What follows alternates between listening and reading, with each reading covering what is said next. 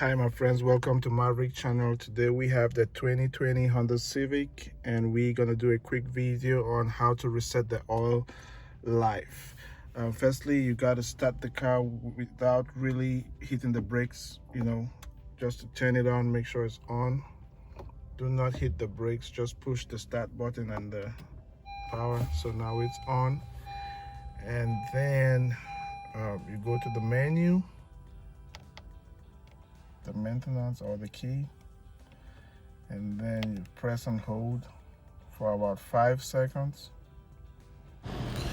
and then once it changes, all you do is to scroll down one step and then you'll see all due items, and then you hit select and your reset is complete.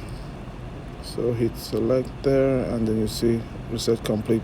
Your oil life has been reset. So thank you guys for watching. Please subscribe, leave a comment below, and if you have any questions I will be glad to answer. Thank you and have a good one.